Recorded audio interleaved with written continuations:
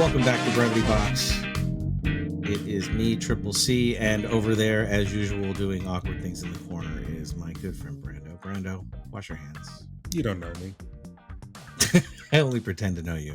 Hmm. Only pretend to know you. Yeah, welcome back for another episode, guys. It's been a little bit of time.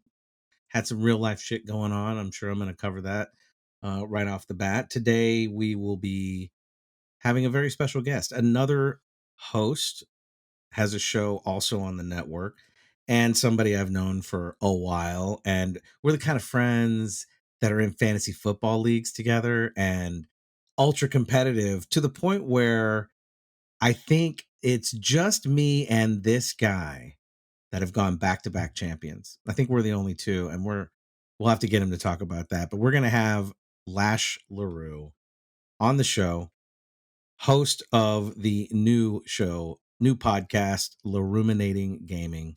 And we're going to cover his motivations and his inspirations and everything he loves about games. We're going to cover it all, including kind of what brought him to this point. In fact, let's just get him in here right now. We can go over all the talkie show stuff together, and then we'll get to him. Lash, thanks for coming on the show, man. Welcome, buddy. Yeah, appreciate it, fellas. I'm really excited. I'm on Brevity Box. I'm very excited. Is this how you guys feel all the time? Yeah, a little bit. You know, we suck at brevity, and we like to invite everybody so that we can remind them of how bad we are at it. I'm actually feeling pretty fly right now because I got a wearing a clean tracksuit, looking pretty good. I'm a little upset we're not using the video feature for this episode, but we can't have everything. I'm going to be straight up with you. It's part of my damaged pride because I, sir, am dealing with a bit of an eye funk. It's not eye problems. I am doing a fierce impression of Forrest Whitaker right now. Do you have an eye patch? Do you have an eye patch? I'm telling you, man, I was Googling him to come onto the show on Sunday. I want to come on there and look at I couldn't decide whether I wanted like the proper snake eye patch or whether I wanted to get like the gauze one that looked like I was a gunshot victim.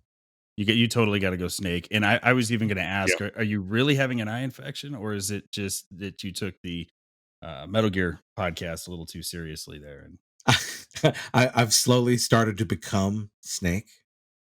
Is it possible the dogs are farting into your pillow?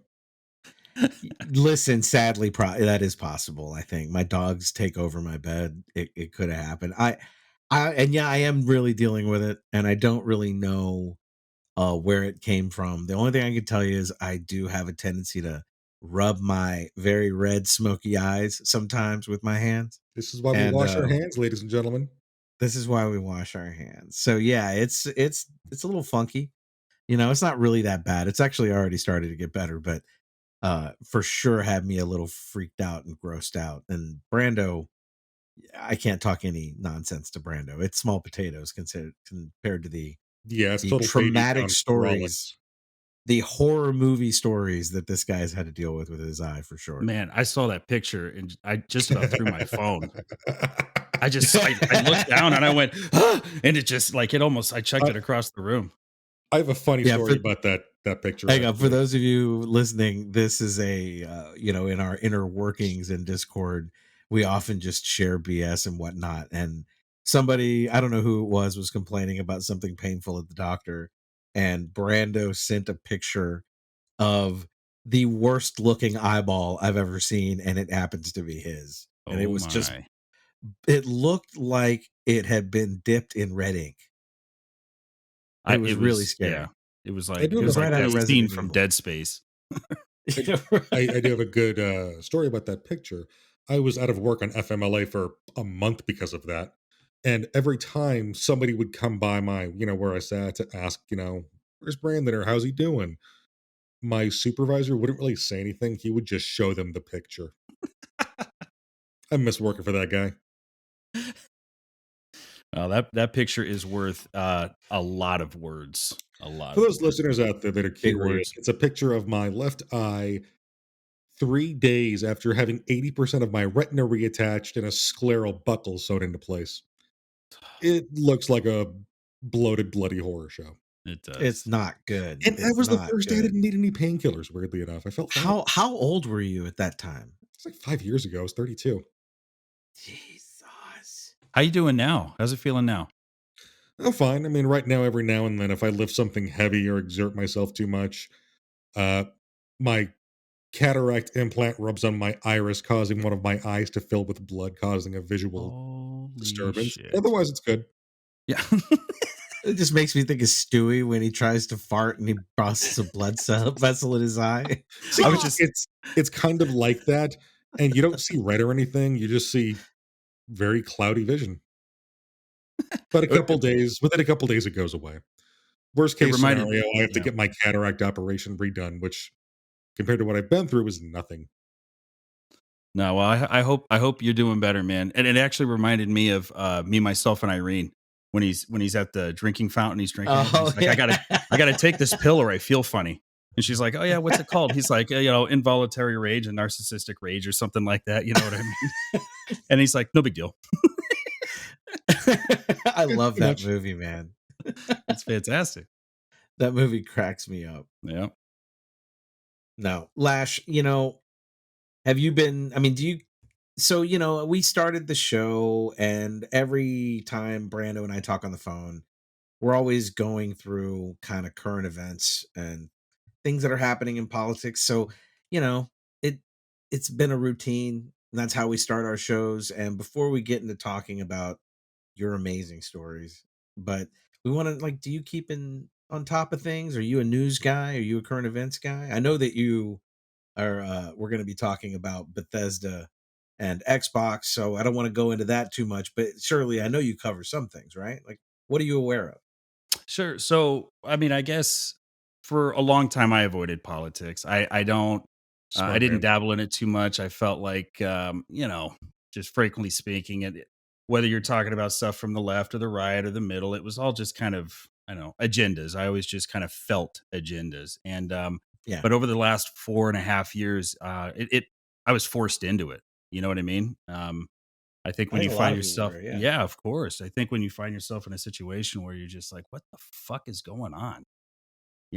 Like I gotta figure this out. Like, why is this going here? Why are these people doing that? And how come he's not doing anything? And so I just started looking started watching some stuff. And I mean, I've listened to some of your guys' stuff and I'm sure I could barely keep up with what you guys listen to, but I don't know. I felt like I've familiarized myself pretty well over the last 3 or 4 years. So you know, let me see if you share like an opinion I have about this because I have definitely been impacted by living in Southern Louisiana during the last 3 years, right? hmm And I don't want to make, I mean, surprised pleasantly by a lot of it, but I mean, no doubt, I live in I refer to as Trumplandia.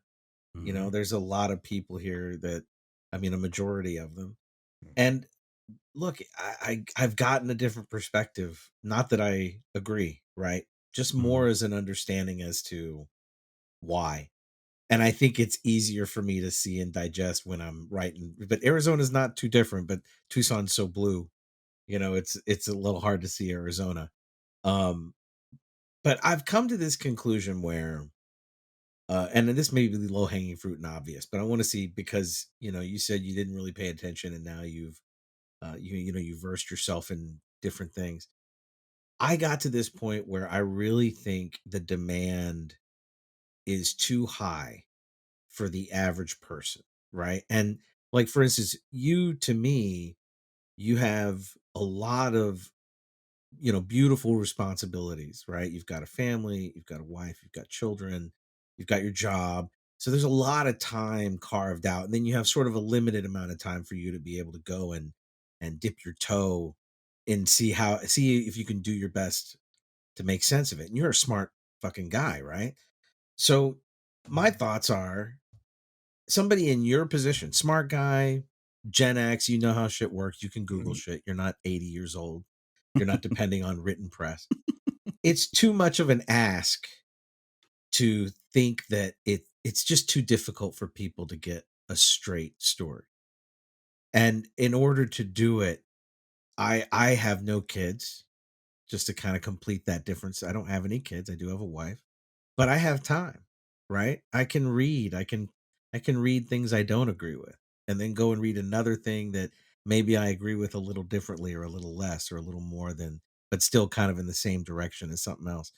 There's enough time for me to compare and contrast. There's enough time for me to develop an opinion about, oh, he's pretty good, or that person twists some words. Like I've read enough of it, right? I have that available time. And Mhm. without it, and even for that, it's difficult. So when I look at my neighbors and my parents, and I think it's true for left and right, if you don't have that time or worse, maybe that comprehension ability, like it just doesn't fit in your vernacular, I just think it's too it's just built to keep you from really being able to know what the fuck is really going on. Would you agree with that? I would completely agree with it, and I think that um, the message that the message is being muddled or not knowing if it's muddled or the credibility of these statements and where they're coming from. I think it's a loaded thing. It's a really really loaded thing, and I would say sure I'm a busy guy, but I you know I'm a gamer. I live in game land. And even when I'm listening to people that I follow as it pertains to video games, you identify people who have certain bias and things like that. And I'm able to identify it on that level. Okay, this person, they've got a bias towards PlayStation, or this one, Xbox or whatever it is. And you can take that information and you can disseminate it and say, okay, wait a minute, this is how credible that is, right? And I think as it relates to politics, when I started watching that stuff, I found myself, it was kind of an easy transition, because I like to listen to both sides of it. And I feel like the Right. message gets so fucked up because people stay in the lane that they like and what they want to hear. Oh yeah, And confirmation bias for sure plays a right, huge role. right. And when I started listening to politics and started to get really point of views, right? And learning a lot of the political jargon and things like that, I'm listening to Jordan Peterson, I'm listening to Ben Shapiro, and then I'm listening to Bill Maher, and I'm listening to uh oh god, John Stewart. I'm listening to people, these liberal people. I'm listening to more conservative people, and the truth is I hear things that make sense to me on both sides. But I'm able Yeah. to dissect what I think is bullshit on both sides, and I think it's really easy to just kind of, I don't know. I don't want to say be sheep, but it's easy to just kind of listen to CNN and just kind of regurgitate that the next time you're having a conversation with somebody, um, as opposed to taking all the information and forming your own thoughts. So, maybe that's the long answer, but I No, it's absolutely a good agree one. with the fact that the message is, I don't know, Well, it's it's hard to learn. I think it's hard to get people like for me, I look at my parents and my parents are very conservative, right? They're very mhm, right lean, but they're old school, like Reagan right. You know what I mean? mhm, And it's and for them they have trouble understanding a lot of things. They don't know what to believe. They're totally pulled in by Facebook. Anything comes out on Facebook, they think it's like the news, right? And if it weren't for being able to just have discussions with them and not even about changing opinions, like they are very defensive about you're not going to change my mind. And I don't mhm, try to change their mind. What I do though is I'll take these things that they hear or even a show that we're watching and point out how they're little areas where they're being manipulated. And I recently um they lived in Texas for most of their lives before moving to near me here in southern Louisiana. And so they are very familiar with how Texas works. And so through the whole freeze and everything that happened with the power grid failing, uh, they watch a lot of Fox News and I was over at their house and they were watching Tucker Carlson, somebody I don't like, but mhm, I have often sort of used as a source to kind of say, so this is what most people Can I are jump in here thinking. for a moment and share something Yeah, about jump Tucker in. Carlson? Yeah. I something about his face bothers me, and I recently figured it out. And Tucker that would be. Carlson looks like he just shit his pants, and he's equally happy yet confused about it. Like he doesn't know what to do. Yeah, pretty much. He doesn't want to let on that he's happy about it. It's Home, I'm home run, resting Brando. face Home face. run. He has resting. I shit my pants face. Yeah, I agree with you completely. And and as somebody who has resting, I shit my pants face would do. Right during that show, he said, I think the statement almost exactly was that the Texas power grid had grown dependent on windmills. Right. And then I heard about this. They're still and then spinning, and motherfucker. right well and look, and he goes on and says it.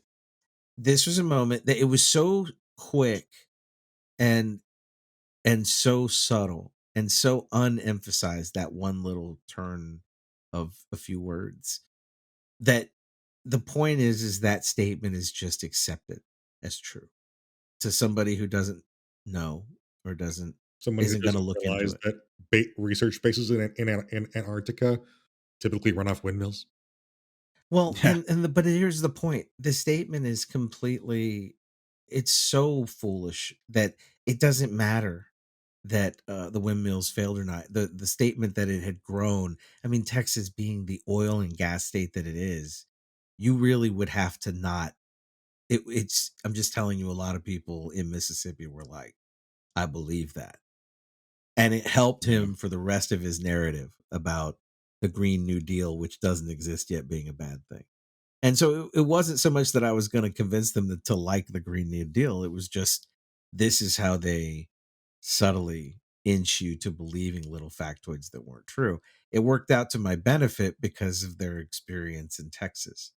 You know what I mean? Them living Right. there for so long, they understood that that was horse shit. By the Right. way, my favorite word that I would have never used growing up, that having lived in Louisiana during the Trump era, my favorite word is horse shit. I think it's I so descriptive. I and love it it so is, and much. it's completely underrated. I agree. It's one of my favorite things because it is a truism, right? Like I could say it in church. Right. I was You would watching that expect that, right? I was watching that old Stallone movie, Cobra, and Such a great he's got movie. Cobra. he's got the toothpick in his mouth, and he called somebody a dirtbag, and I was like, I just connected. I was like, Yeah. a bag of dirt. A I dirt love it. bag. Right. And Oh horse shit, man, I feel that like horse shit's in the car. same file. That, what was that? An anteater? That was it, a Plymouth? I think it was. Yeah. Man, that car was sexy. If It you was. guys can Google that, Oh, we should, I mean, that's the movie where Stallone drove this totally pimped out, I think it was a Plymouth Anteater. And I think it's the car ZZ Top had later on. Like they moved on from the classic one, and they had this black low riding Plymouth that weighs like 70 tons. It's like the size of a battleship. I think it was yeah. just so ridiculous. He was driving it down the highway like it was a race car. It was With hilarious. the mirrored aviators, legit. But Yeah. I mean, Legit. to God, I get miss the 80s. and not to derail us, I apologize. No, I no, just man. It's great. It's Stallone. great. But I mean, back to your point, you had made the comment that they just kind of slip in these comments and people latch onto it. And I think, that's as far as what I can tell, right? Is that people, like I said, some of these people will believe anything, and they don't have the tools or won't teach themselves the tools to take that information and give it your own thought. Where do you land? And because the issue now is everything's left and right. Everything's left and right. And Wow, it's it's almost like not. you've been talking to my dad lately. Oh, I mean, but it is, and I mean, and this is coming from somebody who just got into it. Like, Right. what, what is it? What does he, Walter say in The Big Lebowski? It's like you're like a child that wanders into the middle of a movie and wants to know. You walk in and you're like, what the fuck is going on in here? You know what Oh I With mean? my man, the first You don't wanna experience talk with to them, addiction. and you don't wanna talk to them, and I mean, I read some numbers today that 76% of people want COVID relief, but then, like, nobody on the right side is voting for it. I mean, I think the left's trying to throw a bunch of shit in, but it's like, they just don't wanna work together. It's not about working things out. It's them versus them, and, meanwhile, everybody else is just, no, so even people who feel I like they're hear you. getting taken care of aren't, so. No, no, I completely hear you. The funny thing for me is at this point, I feel for me Yeah. after being so like knee deep in it, my perception of something like that isn't. It's more gamesmanship in my mind. Like to Mhm, me, McConnell knew weeks ago that this was going to pass whatever he did, and so mhm. to him, the only way to look like to him, it's all political. Like spending dollars, right? Like he Yeah, doesn't need to agree with it. Like no, that's really what it boils down to. There's no reason that they need to really do anything other than make their base happy so they can stay in office. And so right. for them to look unified, it's all fine because the truth is there's probably a lot of them who want it to pass but Mhm, know that their decision is to look like an outlier and put their career at risk or be with the team and know it's going to pass and be right, happy with the end game, which I hate that because again, there's not a lot of people out there telling the average people who I think there are a lot of people who sort of came online in the last couple of years and got really fucking scared. for sure. You know what I mean? Like You they should were like, never let "Whoa." boomers on the internet. Yeah. No, I mean, but Yeah. that's true. When you don't know, like, uncharted waters, that can be scary for people, you know?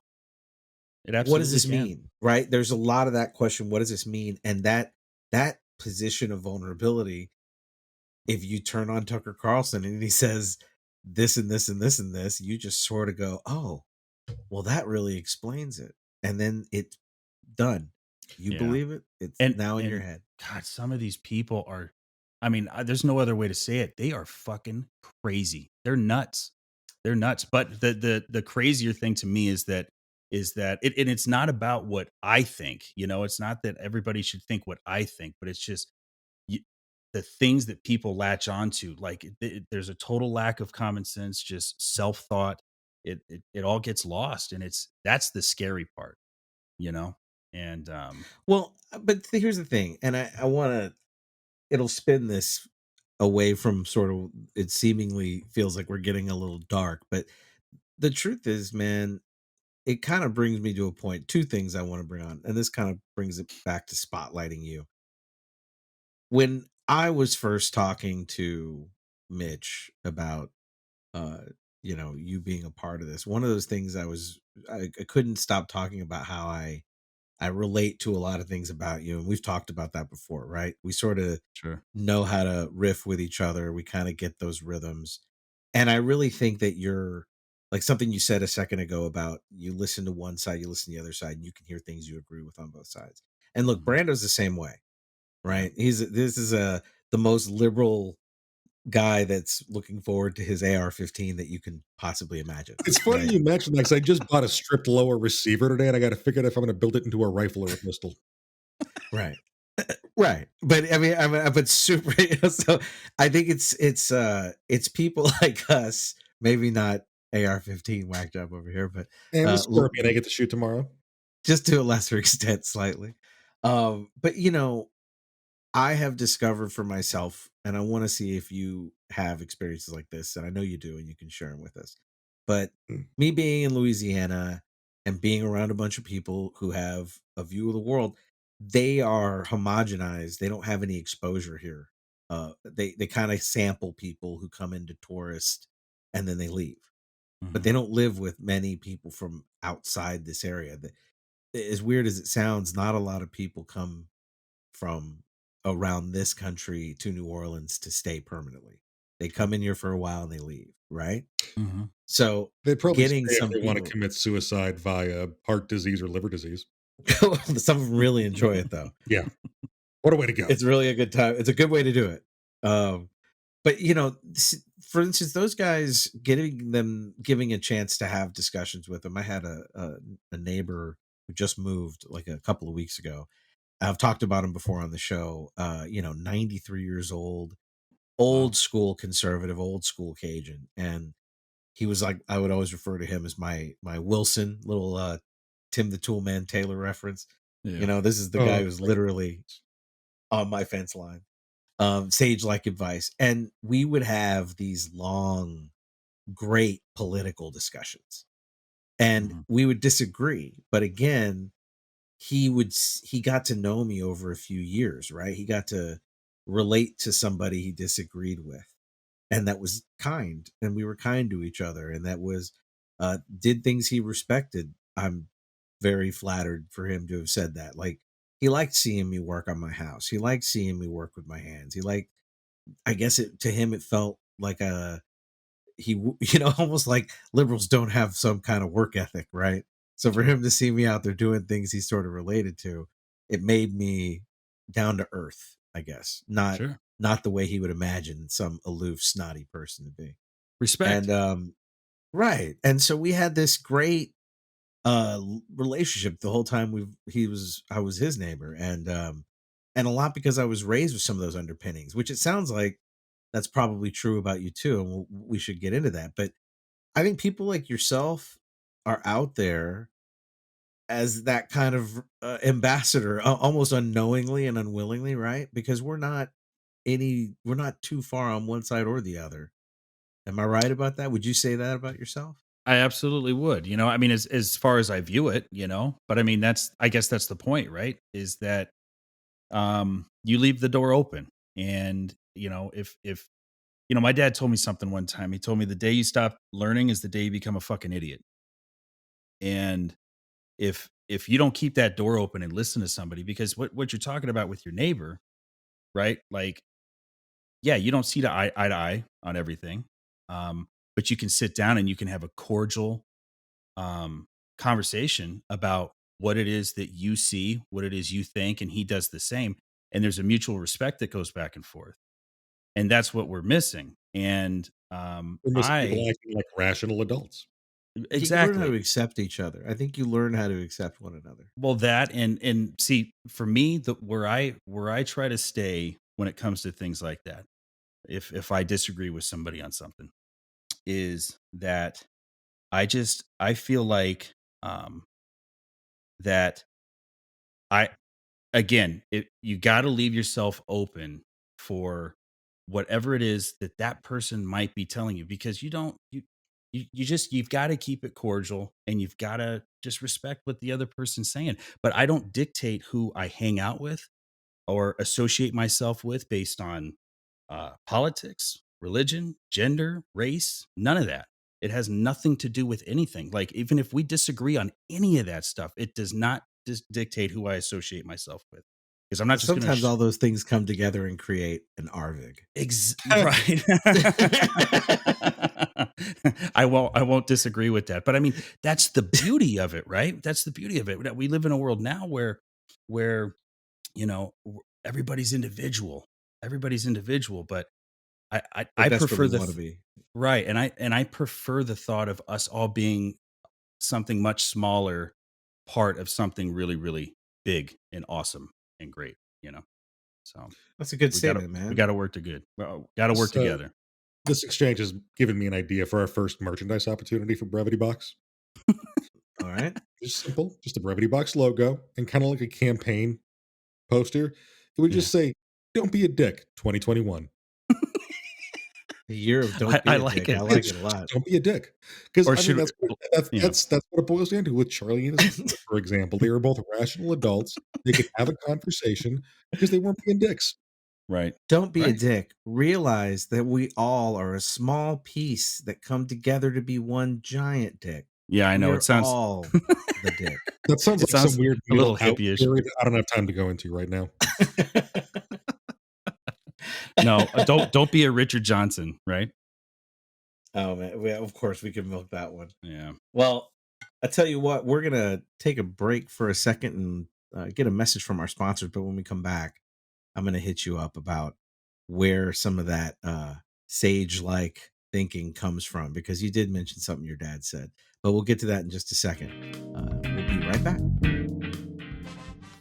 We know you've been scared watching horror movies by yourself. Well, now you don't have to. Hang out with Ruminations of Red Rum, all things horror from movies to the latest spooky games we've played. Come hang out, but hurry, the killer's behind you! And we are back to it. Little bit of info about the Ruminations Radio Network. So Lash, you had mentioned something about your dad telling you some wise words. Did you is that where some of that comes from for you? Were you raised in a very like political household? I know from my upbringing it was definitely a bunch of Republicans. No, definitely the opposite of a political household.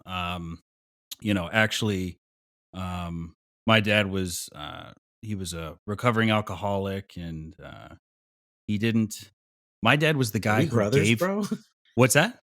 I said, are we brothers? Yeah, I know. We probably have Hey, more brothers than we'd like to admit, right? But Right. I think my dad was the smartest person I've ever met in my life, but he was the guy who gave the best advice and was able to deliver it in a way that was really palatable and that you could absorb. But he never followed it himself. He'd made just about every wrong decision, and I guess that made him fairly credible in a way, right? He's like, he would say things like, "Don't do drugs because they're bad. Don't do them because they're really, really good." And so, Oh, man. I would say that very, very smart guy. Just made a lot of poor decisions in life. So I've learned a lot I think we're from brothers, bro. that. So, yeah, right. So maybe that's why Well, we that's jive so interesting, well though. together. Well, I mean, look, doesn't sound crazy, right? Like, No, yeah. you learn some of those survival skills. Like, I guess where do you feel like where do you feel like you got your wholesomeness from? Like, you think you got that from your dad too? Was it the like humility that came from that, or was he just like For go sure. getter? For sure. Yeah, no. It was there was definitely some humility there, and I would say I got it from him. Sure. You know. And then like most, I make mistakes growing up, and kind of decided don't do that again, right? And so you learn some things the But he hard way, kept at but it. well, Sounds like he kept at it. for sure, because one thing that was prevalent in my household, and again, it wasn't always in practice with the people teaching me or my father teaching me. My mother's a saint. Was Is she? was Oh, totally. I mean, she's the Okay. most amazing person. Yeah, she's incredible. And Yeah. Okay. and anybody that was going to be married to my dad for 13 years is a strong individual. Uh, I feel you, man. so, Okay. Okay. I but got you but now. but she, there was always a level of respect for other people, and thinking about others before yourself, and I've always kind of grown up to be a people pleaser. So that was kind of my mechanism and the way that I manipulated situations to make it easier for me. But I would say that's absolutely where it came from. was gonna say, dang man, what's it like to grow up with normal parents? Is Well, that what I yeah. think normal is pretty subjective. I think. To be fair, actually, it would be kind of more appropriate to say more normal than I think because at least for me, right? Yeah. As a kid, I had this thought that we were the weirdest, and it almost set in this envy of the kid who I would see as having the perfect family, right? Right. And I think that as I got older and got to know some of those families and people, and I love them, and they're got a lot more going for them than we did, but they certainly weren't what I had thought of. You know what I mean? They Hmm. were all had their own problems and things that were going on for sure. Um, and most of them had some of the same problems, right? They just put on a better show. Sure. Yeah. Right. Yeah, Exactly. I mean, truthfully, to me, that was a lot of what I grew up seeing in Texas. Um, but it sounds, if I'm not wrong, because like I'm joking about us being brothers, but I had a very similar circumstance with my father and my mother. I wouldn't. I almost feel it would be disrespecting her to call her a saint. I think there are many parts of her that would want to be a saint, but the stories wouldn't be as fun. And it's not true. She's not a saint. She is a No. swashbuckling survivor, Yeah. even though she doesn't have the balls to say that about herself. Sure. but but no, like I grew up seeing that struggle of being inexplicably in love with somebody like that, right? Like that the sort of stress and pain and worry that comes with Yeah. that you could see on your mother, and so it makes you sensitive to those things, right? And so like you Absolutely. said, Yeah. you became a people pleaser. You're sort of more you're tapped into that mood. Like you can read facial expressions and shit in the millisecond. You know when things are going south. You know how to control the air. You know I what I'm think it's saying? why. Yeah, I think it's why I do a lot of impressions, and I don't really I don't really do it to try and impress anybody. I do it because like I don't know. I just see things. I see Yeah. when somebody gets up there and starts talking a certain way, or there's like the hand gestures or everything. I just pick up on it immediately. And yeah, I've always been Well, you really, can see really through it observant of that. too, right? I feel like You I've can got a see when pretty it's not good, genuine. BS meter, or like, oh, you're that person, right? Right. And I mean No, that right. sounds pretty Well, judgy or whatever, inauthentic. but yeah, right, Something that would stink of being inauthentic, right. That's right? not a Like you bad could thing. Yeah, see it.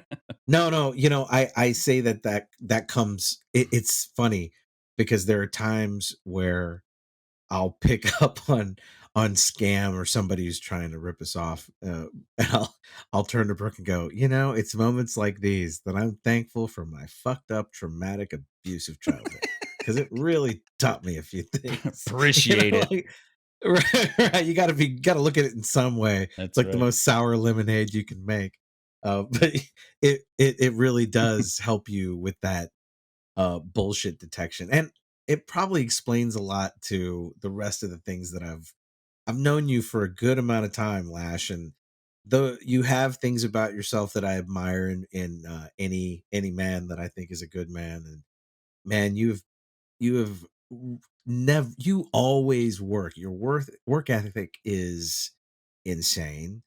um you've never lost your interests in things which I share, your hobbies. You haven't let it kill your soul. Whatever stresses that have ever come to you, you've always been a baller, right? And then whatever you're not a baller, you keep heading away from me. At least I didn't know you that well for a long Yeah, time, I just got but to bury deep down, man. No, I appreciate what you're saying. I appreciate it. no, but Yeah, it's true, man. You've been married for how long now? been married for 13 years now.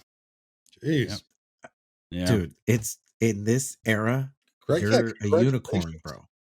Yeah, Wait, what's that? congratulations. I said you're a unicorn. Yeah. Well, yeah, no, it's God, that's a whole nother podcast, man. It's a beautiful thing. It's what I'm most proud of. The ups and downs, just like anything else, just like anybody Yeah. else. And Oh, and I'm certainly not trying to scratch the surface of all that, but it's something that I can relate to. And I yeah, of know that in course, times where you and I have had a chance to get closer and talk, I'm very open about my story and stuff, and it's sure. part of why I respect it, man. You know what you're about. You stuck to it. You got those motivations from your family. I kind of get that. It's just cool. It's just a good thing. It's kind of it's part of where I would say, had you not come on as a host of your own show, I would have I still had you on my list of guests for these reasons. Well, These yeah, seemingly maybe they shouldn't be celebrated. I wish we lived in a world where everybody was like that, but they're not. nah, They're no, not. no. You know It's it. yeah, yeah. And when I was offered to come on and do this, Mitch was talking to me about it. There was a part of me that, like, I needed this. I really needed this. Like, um, there's things that I'm really, really passionate about, and I can't think of a better way to spend my time than to chat with you guys and to bounce things off of you. We're talking earlier about listening to everybody's side, and you know, I can only get better with more information. You know what I mean? And it's a way for me to cope with a lot of the stuff that I have going on and that we have going on. So I think it's great, man, and I'm really glad to be doing this with you guys, man. So Well, let's get into that for a second, and I'm gonna sure. before I actually let's just go for it. So, Lash, Lash LaRue. Hi. By the way, your name, it just always makes me think of like a Buck Rogers character that and not one that doesn't exist, right? It's like the missing character of a great sci-fi epic, Lash LaRue. That's funny. I was going to say spaghetti western. Even better, You right? guys, Like you guys have to know the story of Lash LaRue. You know the story of Lash LaRue? Nope. maybe I'm It's fun. queuing you up to tell us the story of Lash LaRue. I think you are, and Brando is not far off at all, actually. So Lash LaRue was a famous cowboy. It was his stage name, famous cowboy, and he was on TV. He did like the B films. That was like the 50s, and he had a partner, Fuzzy St. John, and he was a cowboy, wore all black. He had a horse named Black Diamond, and yeah, I love that you know and the he wore backstory of all and this. he only used, well, he had a pistol, but he always used the whip. So Lash LaRue, he always had the whip. And actually, as he got a little older, he was on the set of Indiana Jones and taught Harrison Ford how to use the whip. He was like, wow, yeah, he was like a that's great. legit dude. Yeah. So, my father, his name was Stephen LaRue, no relation. They nicknamed him Lash because everybody back then knew who he was. And I get it now. I mean, I'm selling furniture, and I get somebody in there that's a little older, and they see my shirt, and they say, "Is your name really Lash LaRue?" And I say, "Yeah, Cha-ching. yeah." And he goes, and he says, this guy last week, he says, "Man, I remember watching Lash LaRue on TV. I'd get on the back of the couch and just start riding it like a horse." And I'm picturing this like 90-year-old guy riding his couch, And Genuine Um, Pony by Genuine playing in your head. yeah. So I still get people that know who he is, but yeah, he was really big back then. And actually, there's a reference of him in a Quentin Tarantino film, um, which is oh my god, It has to be Pulp Once Fiction. Upon a Time in Hollywood. Oh, No, really? Pulp Fiction. So Harvey Keitel, the wolf, right? He's Oh, he does. No, I know what you're talking about. Yeah. There you go. He's talking to John Travolta and Samuel Jackson, and he says, "I don't do anything unless what? Unless you do it first." Spoken like a true prodigy. How about you, Lash LaRue? You Yeah, think you that's can keep right. your spurs from jingling and jangling? Yeah, that's what he tells him. So, and only Quentin Well Tarantino done. would know Nice who the fuck Keitel. Lash LaRue is. Yeah. No, it's beautiful. I mean, I just think it's one of those great names, man. Nobody's Thank ever you, going to man. forget that name. No one's ever going to forget that name. So, Lash, you are the host of LaRuminating Gaming. hmm I want you to tell me what the concept is. Like, I mean, how do you feel about that? But before you do that, we're going to rewind. I want you to tell me when gaming came into your life. Back to the beginning. Yeah, so when it hit, it was 1990. I was 8 or 9. Yeah, I was 9, I think. And we had a regular Nintendo, and I played some Mario Brothers or whatever, but I was still more interested in playing outside and doing all that stuff. But we were walking through Tucson Mall, and I looked over through the window with my dad, and we saw John Madden football before they started putting a year on it. And it had 11 players on one side of the ball, 11 on the other. And we were like, what That's when in it the started to hell look is like that? football, right? Oh, exactly. There Right. was a simulation. I mean, there wasn't really AI or whatever, but they had the simulation, and we just looked at it and went, holy shit. And then so for the early part of my I mean, we got it for Christmas. It went from there, and I played a ton of sports games. That's where I spent most of my time, and it wasn't until later that I started getting into more narratively driven games, and that's primarily, I almost played no sports games now. So it's been, That's right. I've tried to get you onto Madden, and you will yeah. not Well, I turn. had an incident with an Xbox when we were trying to do it, and I haven't had one since. So, but I'm in the process of trying to buy another one. And it's really funny because you have a doppelganger on YouTube that plays competitive Madden. Oh, who's that? I think somebody might have. You I remember think his he name? goes by the name Throne. No, I don't. I don't. Somebody told me my doppelganger was kind of like Greg Miller. We looked somewhat similar, Throne. but Throne. I have to Well, look he's a that up. I YouTube don't know who name. that is. Yeah, it I'll send is. you a video. All right, sweet. So so LaRuminating Gaming, I mean, I think, it's clear going to be about gaming, but what's your take on it? I mean, you've been gaming now your whole life, carried it through. It's still a hobby as an hmm adult. hmm How do you Yeah, like what's your approach here? you know, um, I- if I'm speaking honestly, I'm still trying to kind of figure it out. I mean, the idea that I have right now is just somewhere. I mean, I go to work and like 50% of my conversations start off, "Hey, what are you playing right now?"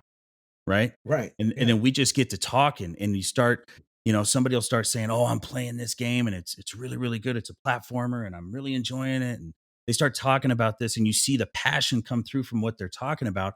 And then immediately I'm like, okay, I'm looking on, PlayStation Network or Xbox Store and I'm like, okay, how is this thing on sale? I want to play it. Like there's just a lot of dialogue that goes back and forth and I'm always looking for new stuff to play and things like that. So I just I thought it would be really really cool to just kind of go over things that are happening, current events. If a new game comes out, we're deep diving into that. Brando's actually brought it up a couple of times. The first couple episodes were a deep dive into one of our favorite video game series of all time. So it's just kind of a hodgepodge of just liking video games, and I don't want to overcomplicate it, but I also want it to just kind of naturally evolve. So it's kind of a tougher question to answer, but I'm just kind of figuring it out. But more or less just to get people on there and chit chat and have fun and just share the love of gaming. You know what I mean? Because it is I fucking love it and it's awesome. you know? Well, yeah. What's up, Brenda? What do you think? So I actually have a question for you because you mentioned going away from sports to the narrative games. Mhm. What was the first narrative game that got you? Oh man, that was That's a Metal good Gear. question. Metal Gear. It Really? was. Oh, okay. It just was, and because and we went over this in the first two episodes of Laruminating Gaming, but can't overstate it. Is just the cinematic tones that game did. Like you didn't see that in games. You never saw that. I mean, games had stories, but you never saw it shot like that. That opening scene of Metal Gear Solid, where under the water and Shadow Moses and coming up and taking all the gear off, and then he gets into the elevator, and then the title screen hits, and you're just like, "Fuck yeah!" I That just heard you just dip into a snake impression there very slightly for a half a second. Colonel, what's a Russian gunship doing here? A hind It's D. really good. It's a good hater. Well, Hater will tell you if you ever watch his stuff. He's like, it's all in the larynx. It comes from here. Smoke three He's packs first. I Then go know, through it. Right. right. But it was definitely Metal Gear, and then even when I played Metal Gear, I just kind of had started introducing some of the narrative stuff in there, and I still played a ton of Madden. I mean, Charlie was there. Charlie was there when I was still playing a lot of Madden, and I make the Uh, joke now that he got better than me, so I quit. Because you taught me I'm a that lesson, guy. though, man. Yeah. Let It's me funny. I gotta pause here for a second. Yeah, this is good Lash, shit. This is really good shit. let me say something. I have a lot of confidence in my Madden game. All right, specifically my defense. So most people focus on their offense and whatnot, and I was really big on defense. And I came into Lash's home ready to play him, and man, this guy knows football so well that when I was just starting to kind of slow down, get a little control, he hit me with these wide receiver screens that I was just unprepared to stop.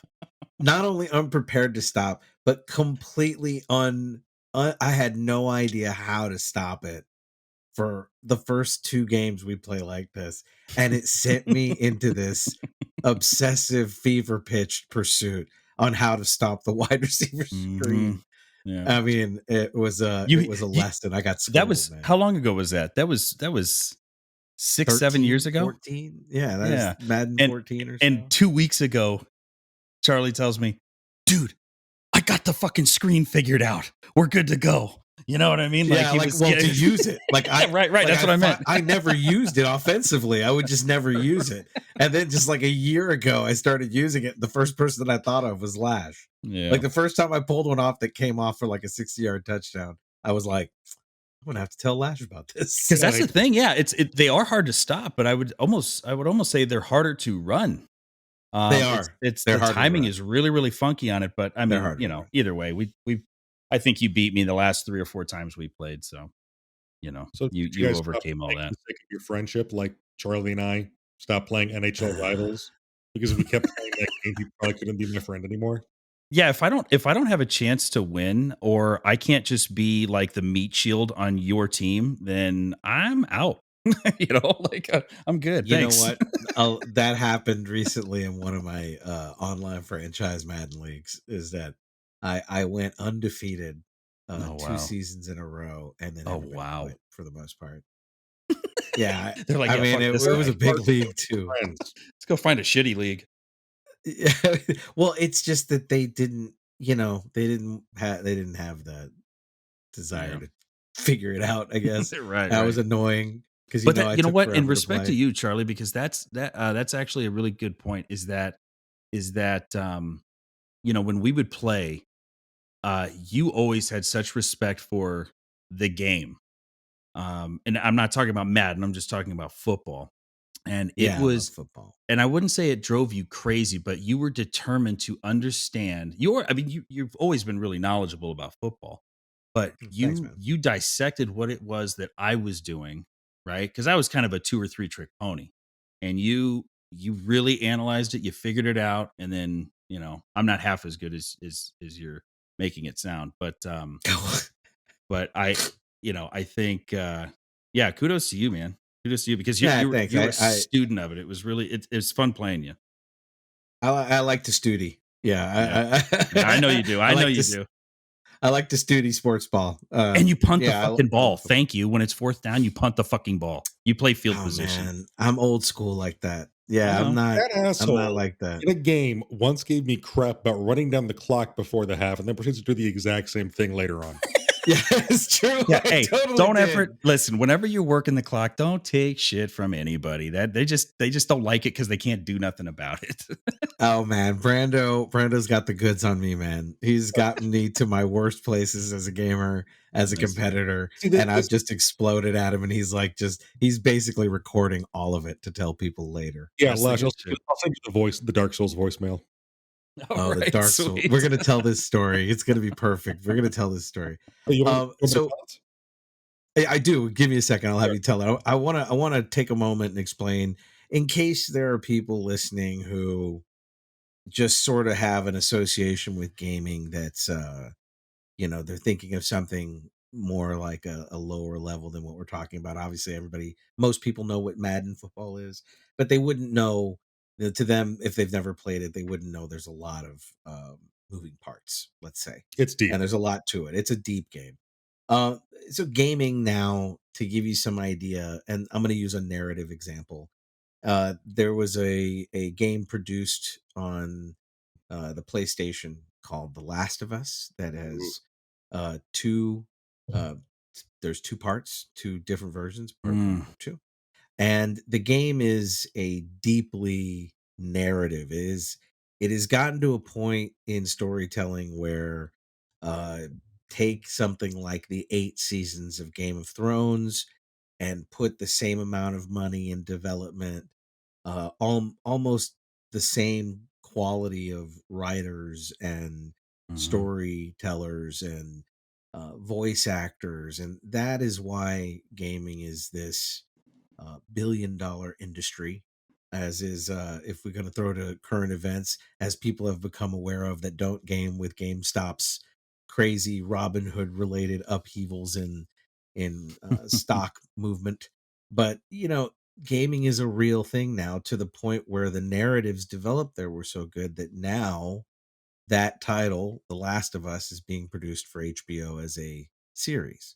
Yep. And it should be a statement that is them, that is HBO seeing the content as being worthy of their programming head, just as much as award-winning shows like 6 Feet Under, or show award-winning shows like Game of Thrones. So it's important to put that into perspective, because one of the things that I'm excited about for your show, Lash, is, we're all talking about gaming, and we're men who have careers and families and responsibilities and jobs. And one of the things that I think is missing from gaming is just a little bit more of a representation, that it's not like you have to put down your controller once you graduate college. It is a No, yeah, legitimate hobby. It's got yep, as much as anybody reading books or watching A Handmaid's Tale.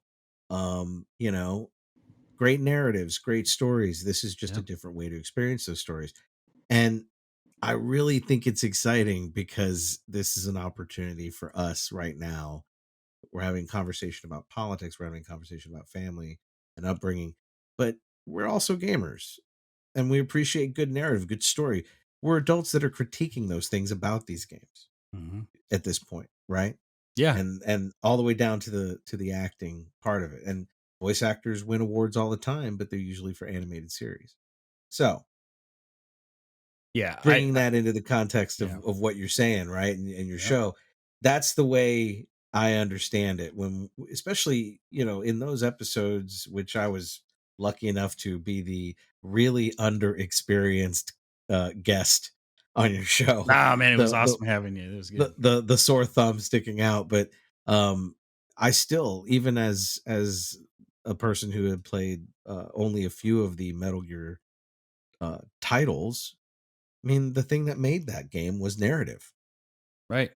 Well, and that's the beauty of it though, is that you say you were the sore thumb sticking out, but you came out of that like, I have to play the rest of these games. I And do. that is Yeah. the entire point, and you talk about, kind of maybe some of the connotations that go with the word gamer, right? I mean, that's changing very, very quickly. You alluded to that as well. I mean, this is one of the Yeah. fastest growing industries, but I'm actually looking to do an episode. We're doing the episode on Sunday about the ZeniMax acquisition, and but after that, I'm setting up an episode with my wife, and I Oh, want to have a conversation about what gaming has meant to us in our relationship. Because my wife is not a quote unquote gamer, but she plays games and she understands. And I think people will be really, really interested to hear what her take is, her from her point of view, and how it connects to our marriage and where she was on it, where she is now.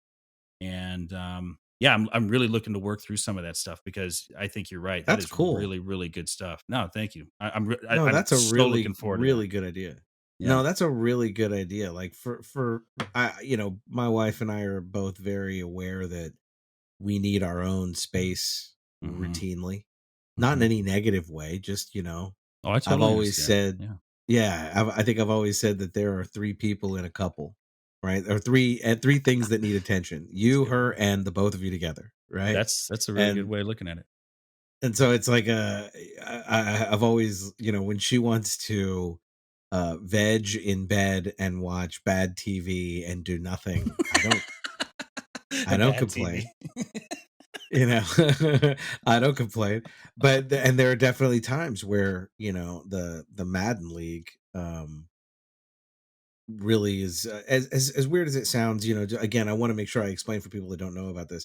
You can basically join other people up to 32 in a virtual season, where you go through everything from building stadiums and signing players and going through the draft, all the way through the whole thing, and you play every game, and that's all you do. Everything. You're not, Yep. yeah, you're not Everything. playing random people. You're actually just running this virtual franchise, and every now and then you get to play other people. A lot of times you get to play the computer, and a lot of it's just an hour of fun at a time.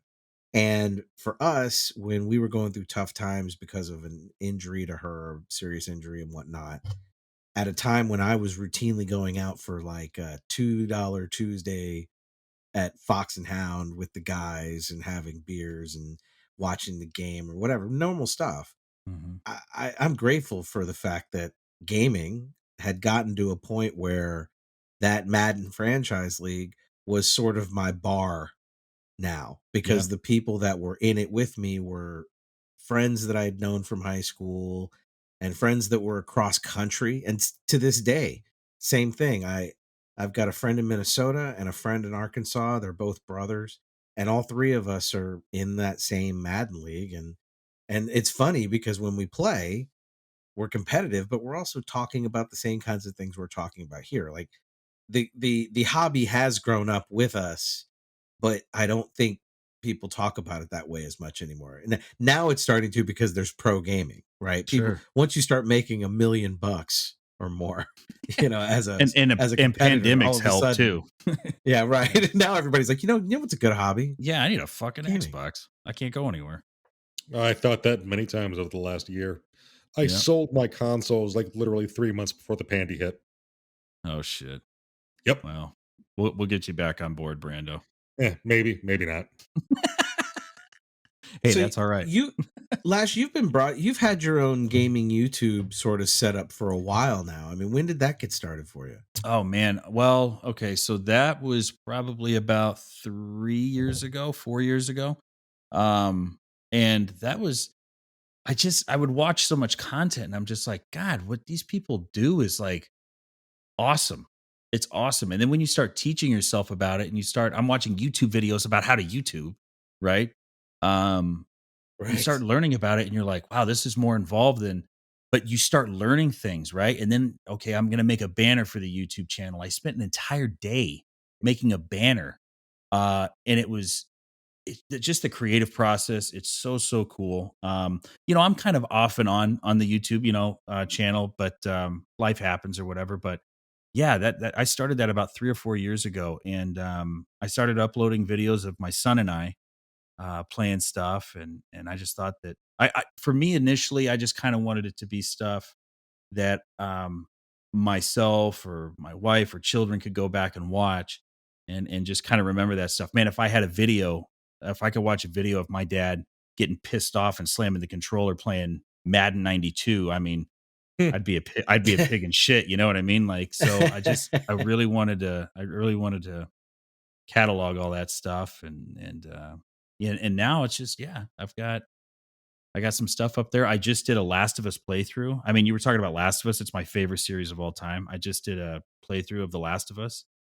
And that's uploaded there. And How would you describe your experience with that? So we can add some plug in here for people who are maybe have no experience gaming and they kind of just barely know that it's coming to HBO.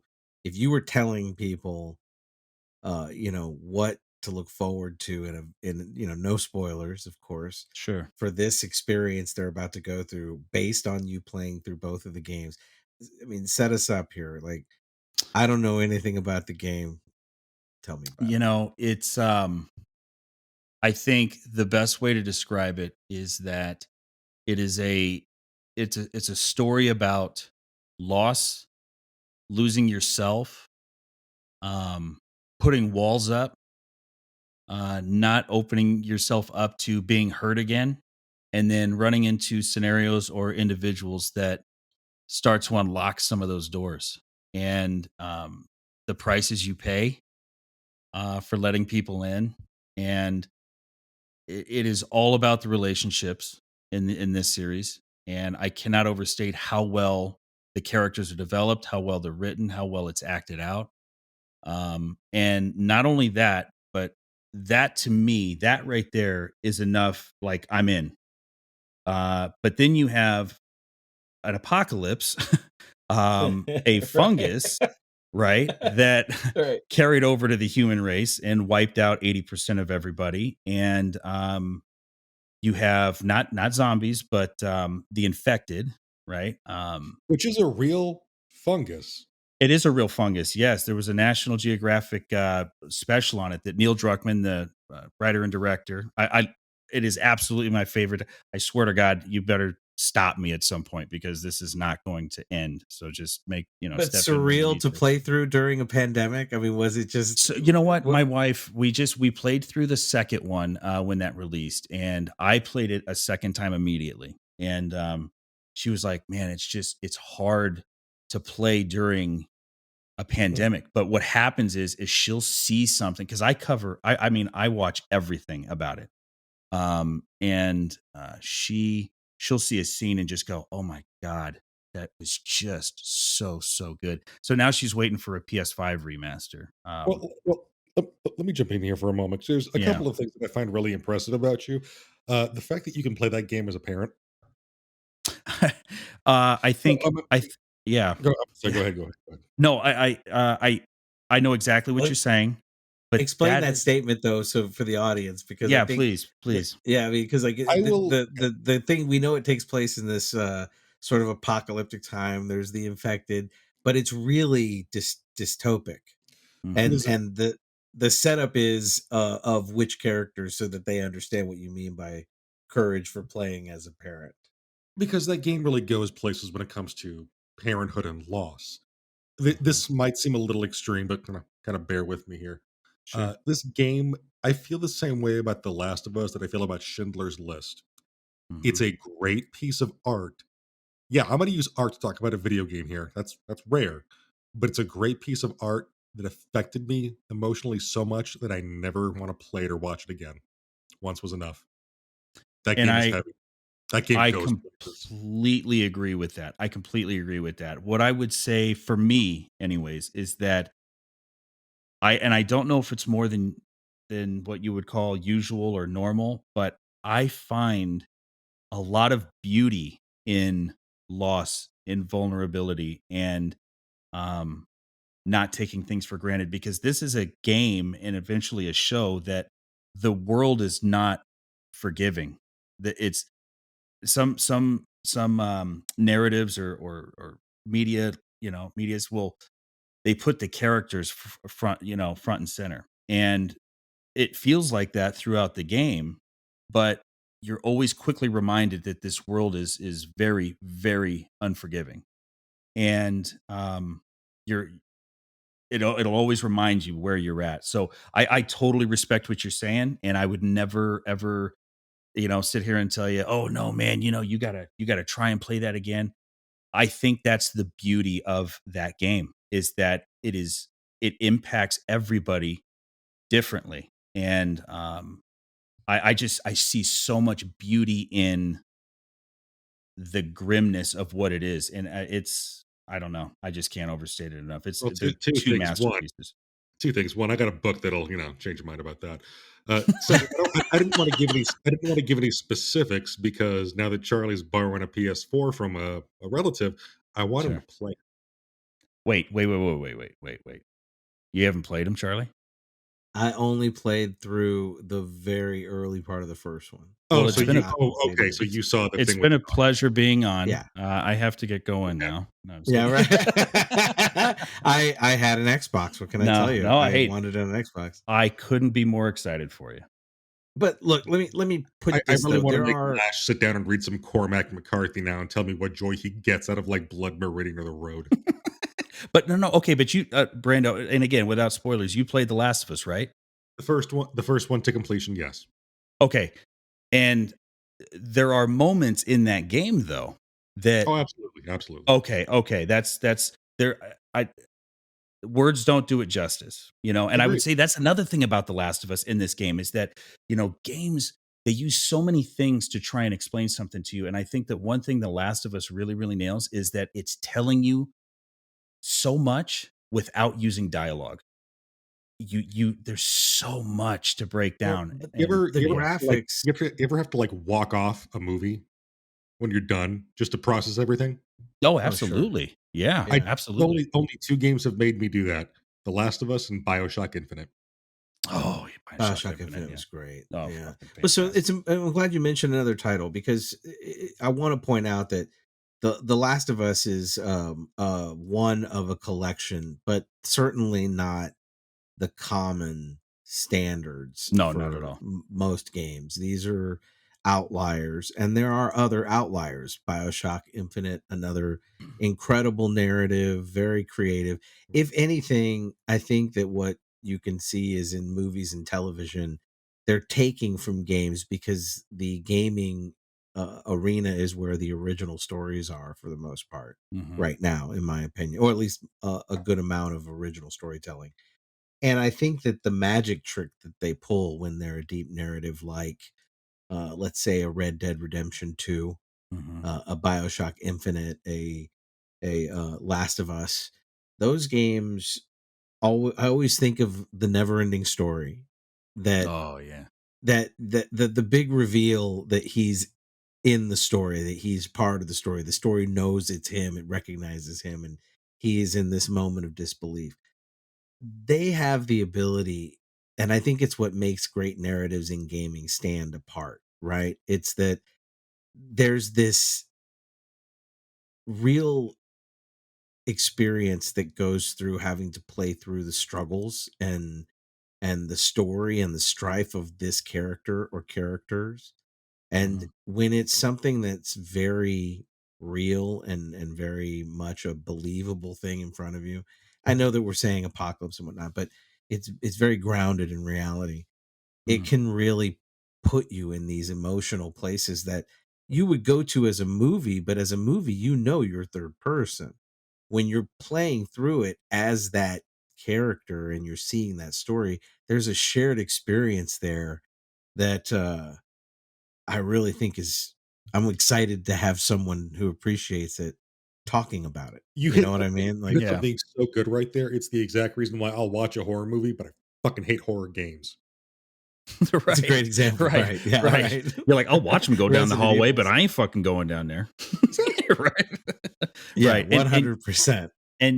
I think too, to kind of piggyback off of what you're saying, Charlie, is that, you know, I've been playing games. I mean, and let me make one thing clear too, is that I can't just sit there and play The Last of Us and nothing else. Okay. Like that would Right. No, no, that no. would, I get you. like there's, my wife makes me watch The Conjuring. I gotta catch like a Care Bears episode before I go to sleep. You know what I mean? I Yeah, no gotta shit. cleanse the palate, right? But Right. but what I would say is that having gotten into the narrative gaming, roughly a little over a decade ago, um, I would say there's a lot of fan service out there, and it's not a Right. bad thing. It's not a bad thing. I mean, I love it when the hero comes in and saves the day and all this and that. But when a game just grabs me by whatever body part you want to use and says, "Shut up, sit down.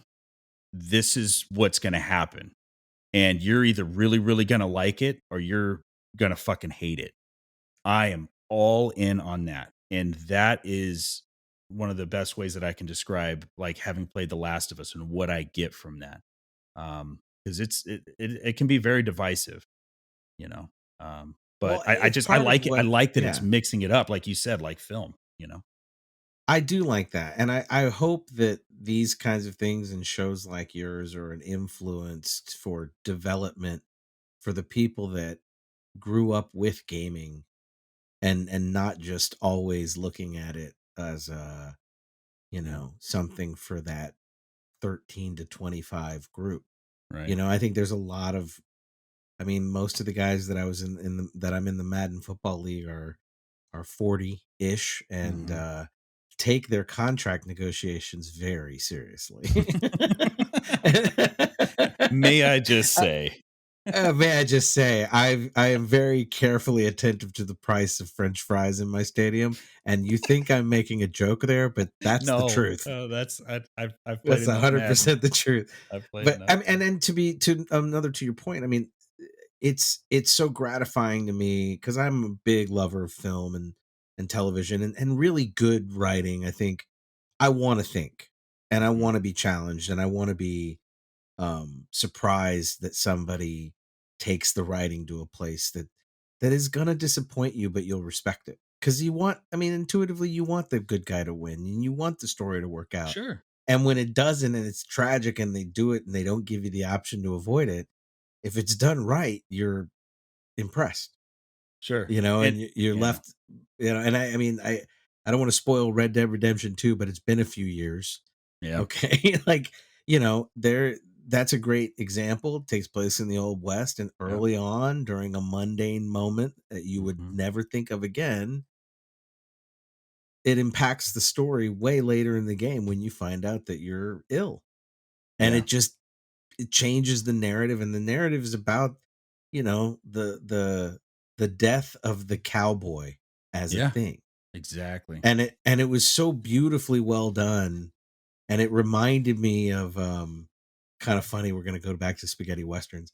There was Yeah. a spaghetti western called My Name is Nobody, and this Italian guy who was completely dubbed over with a different person's voice, but he was known for these crazy movies. But he had one movie with Peter Fonda, and that's My Name is Nobody.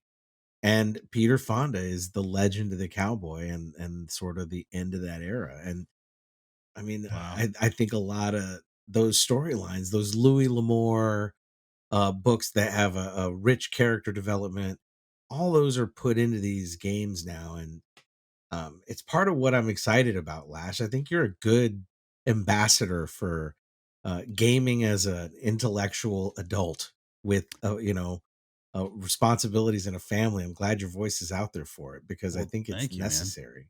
Yeah, and I Like don't it's and just to be clear, I don't want to force it, oh, you have to play The Last of Us. No, you don't.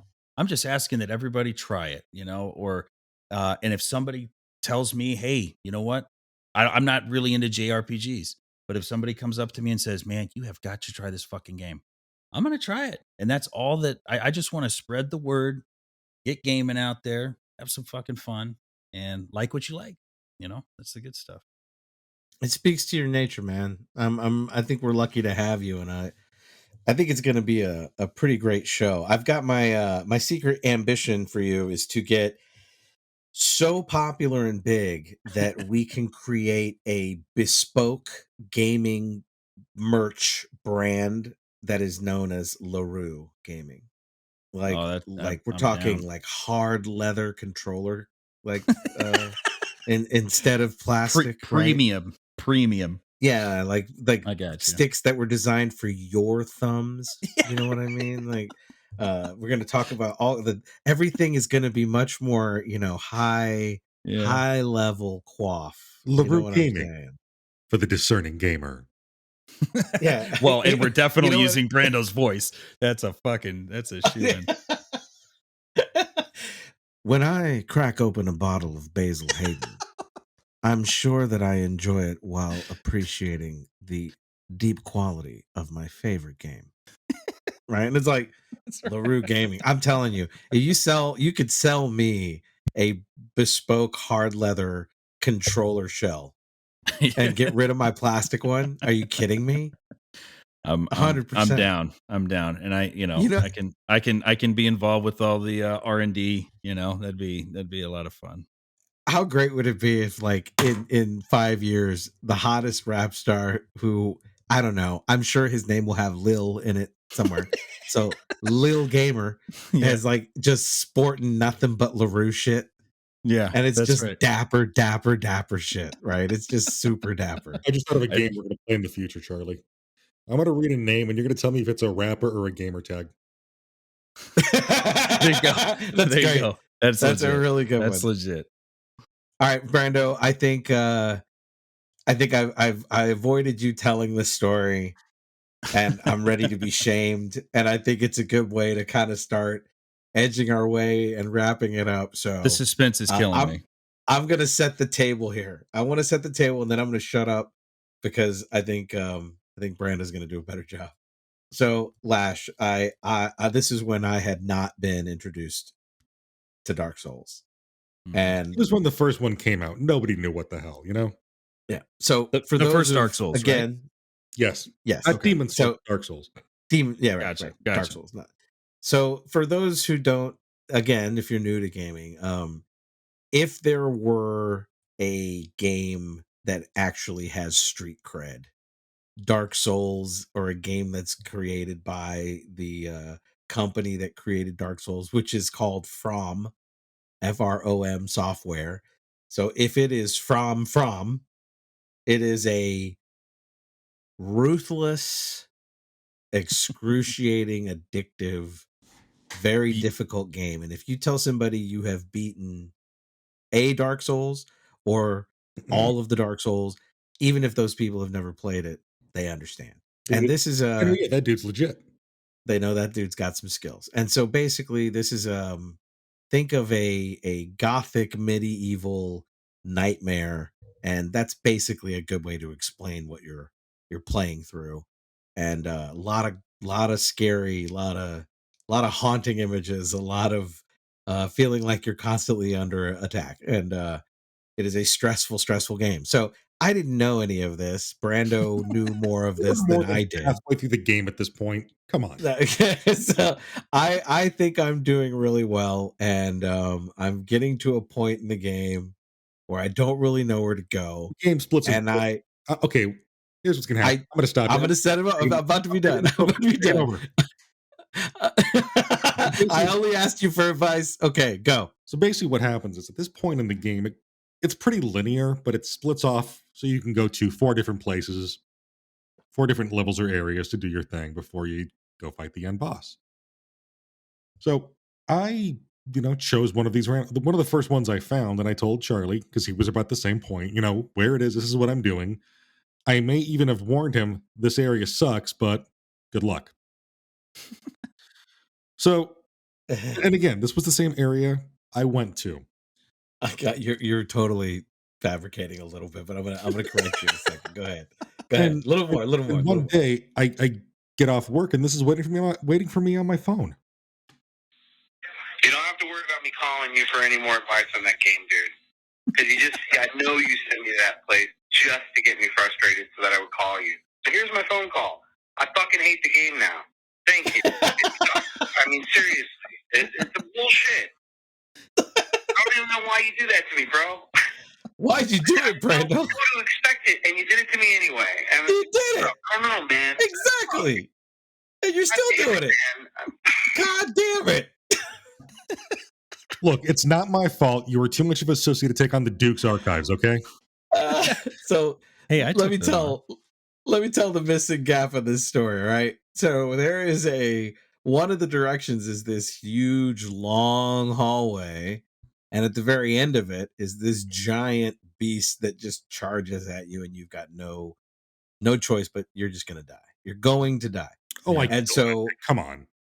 So Brando tells me, you can go any of these places, but I'd go that way. And I go, okay. You know what? You're right. You are correct. Because I was going through there and I was having pretty decent success. And so he goes, I'd go that way. And that's where he leaves it. And he knows that I'm like a hoarder when it comes to the getting, in this game, when you kill something, you get souls.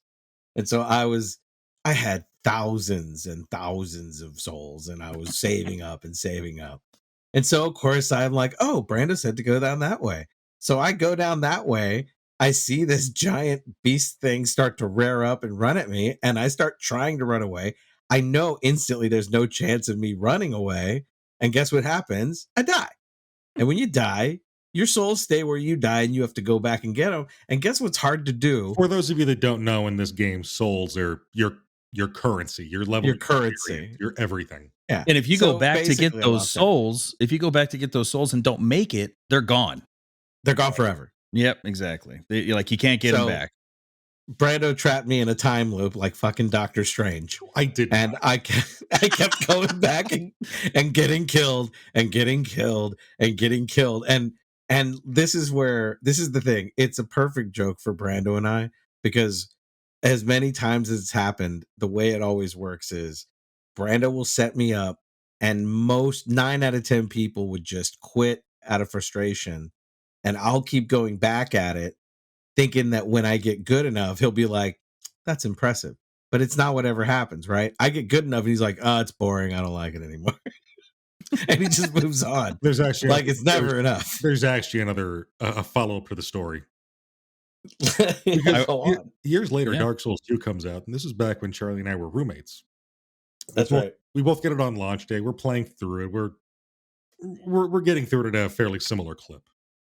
So one night I'm just, in my room playing through it. I get to a point where I open a chest and it's a mimic. It's a monster that eats you one hit, dead. You're done. It looks like a chest, like Oh, a and then ton the of other fucking arms chests come out, that and you then the open up teeth and and you're shit. supposed to get a prize, right? You open up, you're supposed to get a new Now, weapon or a couple of potions or something. But Oh, these things will immediately sprout out these giant arms and teeth, and they yeah. eat you right there, and you die. now, okay, you be quiet. This is my time. I'm the captain now.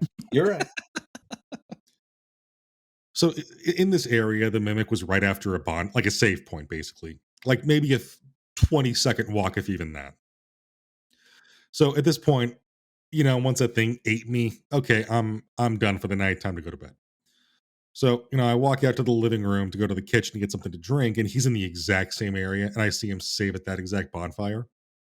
Hey Charlie, there's a chest over there with a really good item. You got to check that out.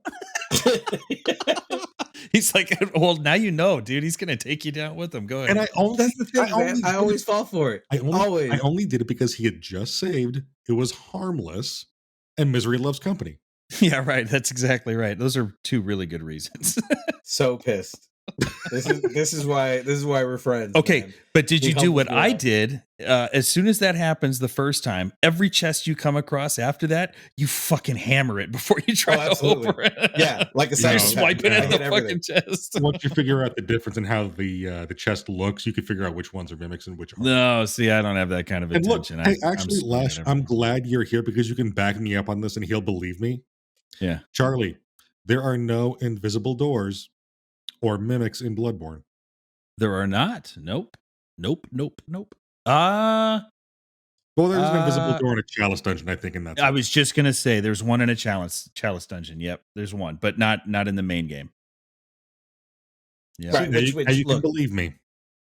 highly recommend on all these lists. I think we're gonna say if you can or if you haven't, you should definitely play Last of Us, BioShock Infinite, Red Dead Redemption 2 is spectacular story. It's amazing. Yeah. Even if you just, and this is why people watch others play games, and kind of to what you were saying before about having a YouTube channel, I get it. Those are great stories, and a lot of times people don't have the skill set to play through to get the rest of the story, and so they don't get there, and they don't necessarily have an interest. So playing through and being able to watch the story is rewarding. It's fun, and those stories are good stories, and they're being made into television shows for a reason. Yep.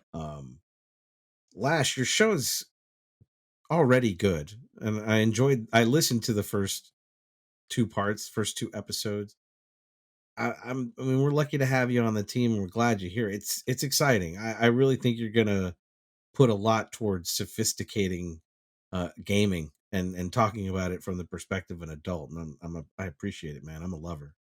No, I appreciate it, man, and having you guys on, and I mean, it's a thing that we can all get around and have a lot of fun with. You know what I mean? And so I'm really looking forward. And actually, you were talking about the game recommendations and some people being able to not having the skill set and that kind of thing. One other recommendation before we move on is, if you don't have that skill set and you really want to play something with an awesome story, check out What Remains of Edith Finch. Okay, here we go.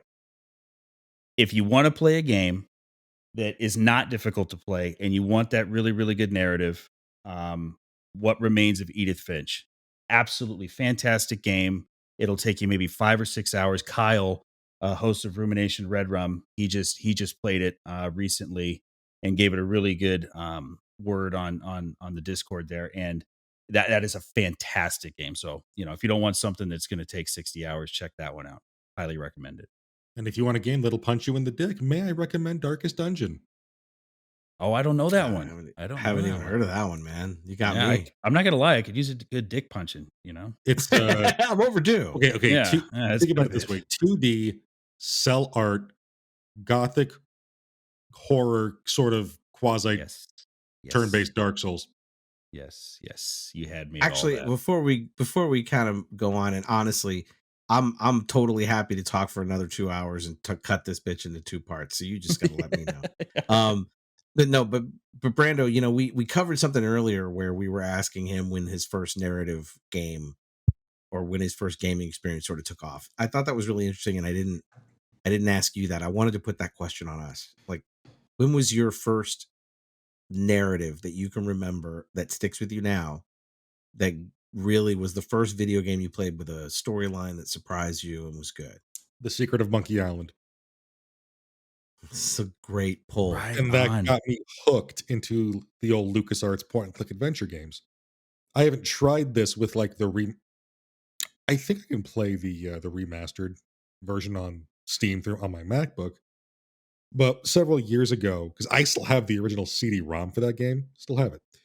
I plugged it into a computer tower that I had, jumped in, and I was able to still beat it in one sitting with no help on the puzzles. Played it that many times. And that, I mean, it was an okay narrative. A guy wanted to become a pirate, but it was witty and funny as well. And that's what really drew Right. me Yeah, in. fun with it. That's great. Yeah. So I was thinking about that when you were talking about it earlier. Mine was, I don't know if you guys remember this, but it was a game called Out of This World. Yep. I actually have it on my iPad. Yeah. Out of This World. This And one. then it's a sequel, Flashback. Those two games were, you know, side scrolling type 2D games. They had sort of a motion capture sort of feel to them, but that storyline of was, you know, this is probably the first time I really paid attention to a narrative that was that well developed. I think the only narratives I've been exposed to before that were more like, you know, like JRPGs like Shining Force and things like that. And that was a Mhm. unique narrative because it was pretty much just they showed it. They didn't tell it, for lack of a better way to say it. Yeah, The cutscenes were yeah, very rudimentary. There was no spoken word or text or anything, if I recall. it was subtitles. Okay, yeah, yeah, but yeah, good That's game. awesome. That's awesome. I'm gonna Monkey Island. Who did that? That was You know Ron who did Gilbert and the Double Fine dude. Double Fine Schaefer? No, It was that's Gilbert and Schaefer. Yeah, oh, it was Schaefer. Okay, gotcha. That's right on, right on. And the other one was Out of This World. Yeah, that was the one I remembered. That's the first time I think I really sort of Um, was, you know, because I was into movies as a kid. Like I sure. loved movies as a little boy growing up. Loved movies, television too, but less so. I already had an addiction to storytelling, and it's a big thing in New Orleans. Everybody's a storyteller here. So it just seems like I think that's the first game where I knew I wanted more of it. Right? I played through the Yeah. story and it was so satisfying and curious and interesting that I started looking for that in any game that I played. So even if it were a different type of game, I was still wanting that rich character development. Things I loved about movies and cinema, you know, and Yeah. liked seeing it from a gaming perspective. It got me hooked. That's It got me fucking hooked awesome. good. I'm trying both. I'll try them both. you Well, should Lash, you should totally buy Darkest Dungeon, stream it for my amusement. and let us watch you play through it. Yeah. Yeah, Just like right. you guys are enjoying my suffering in You Bloodborne. guys want to watch me get punched in the dick. All right, fair enough. I think It's I Well, hilarious. I charged for that. mean, I'm not sure. yeah. It's been a bit. I mean, just start an OnlyFans and we'll do it for real. Yeah, there you go. Oh, is that what this is all leading, Charlie? Yeah, this was all my secret plan. This is all my the secret end plan. game. This is the end game. Probably a good place to kind of stop it at that point. I think You didn't have to do all this. I'm easy, you know. So. Yeah, we could have just started up. Want to be on OnlyFans? Yeah, Here, it's a right. 5-minute podcast.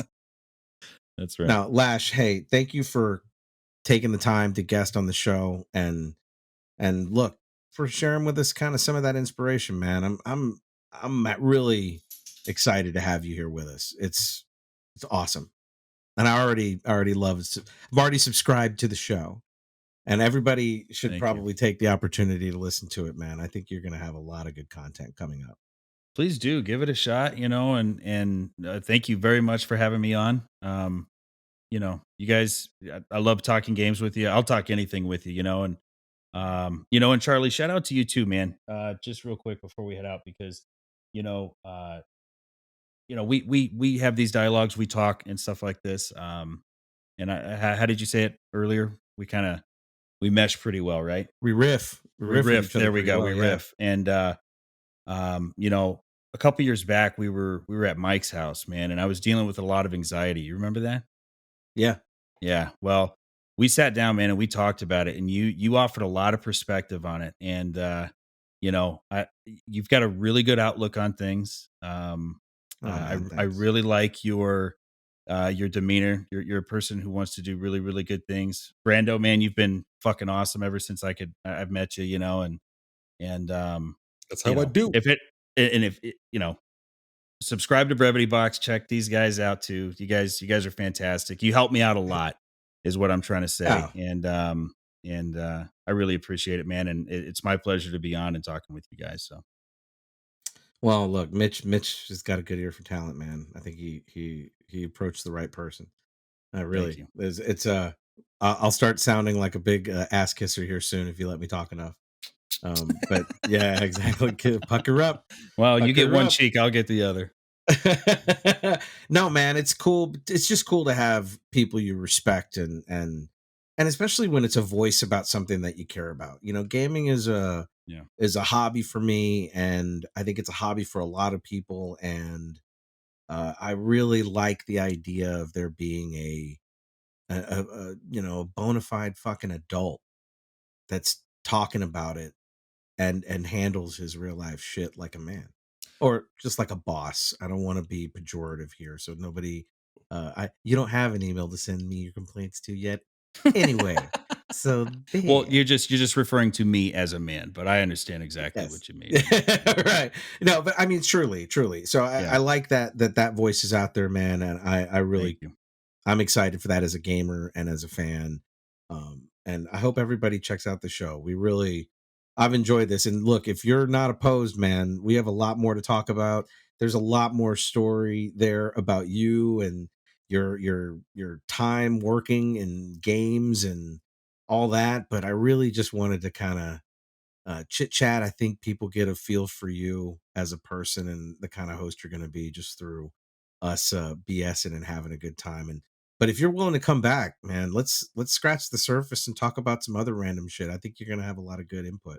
Fucking hey, man. Yeah, you couldn't get rid of me if you wanted to, so I'm in. Nice. Yeah. Brando, you got any last words here before I kick it off? No, man, I'm pretty good. We're grateful to have Lash here, and definitely check out his podcast. It's great stuff. Thank you Yeah, guys. I 100% agree. Hopefully, And we're gonna in the get you guys back on too. hopefully, Yeah, we got I some was going to shit say, to go hopefully over. in the near future, since none of us work for video game retailers anymore, we could have a episode about horror stories from that place. Oh, there we go. Oh yeah, that's yeah, a I would good show. absolutely. Yeah, no, Actually, absolutely. that's a really good show. That's a really good. That should be part 2. And then you get to learn We about can how all get Charlie on is here. as a boss. Yeah. We can all get on here. Mitch, Mike, Yeah. all of us, and have our moment. My eye That's is a good twitching panel right episode. now. Let's be honest. Right. It'll get real dark real fast and never see the light of day. It's Yeah. okay. Breathe. Yeah. Oh, all right. Now I I'll always get think through of it. I'm feeling some well, anxiety here, Charlie. yeah. Well, we'll let's take our breaths. Let's go away Yeah, and do there our we preferred go. medicinal experience here. But yeah, Lash, thanks again, man. Thank you guys. I can't thank you enough. This was a fun episode and a really good way to get back in the swing of things for us here at Brevity Box. Brando, thanks again. Always love the onesie. Appreciate you keeping it real and putting me in my place with those saved recordings from 20 years ago. Thank you for Like that. 10. Shut up. Yeah, I know. I'm exaggerating. Okay. Well, listen, everybody, thank you for tuning in. Again, thanks for listening. If you like what you're hearing, remember that there's a lot more to find where we come from, right? Ruminations Radio Network. You can check us out at ruminationsradionetwork.com. If you like horror, if you like retro futurist culture, if you don't know what retro futurist culture is, believe me, you probably like a lot. And we can show you, but there's more to it than you probably are aware of. And if you are aware of it, then you're excited to know there's a show out there for you. Optimus is an incredible host. We've got Ruminations from the Red Room with your host, Mitch, who is the high table for us here. And probably one of the warmest voices on the entire network. We've got Ruminations of Red Rum, which is really just an autopsy of really fun and great horror movies from a really easy to listen to and knowledgeable lover of all things horror in Kyle. And now we have our boy here, Lash LaRue. I mean, could you ask for more? LaRuminating Gaming is going to bring a lot of awareness and exciting content, just 100% about the love and adoration of playing through your favorite games. And I'm looking forward to listening to what he's got coming. Be sure to like and subscribe. Check us out, and we'll see you next time. We really appreciate you listening to Brevity Box. Thanks again. See you next time, guys.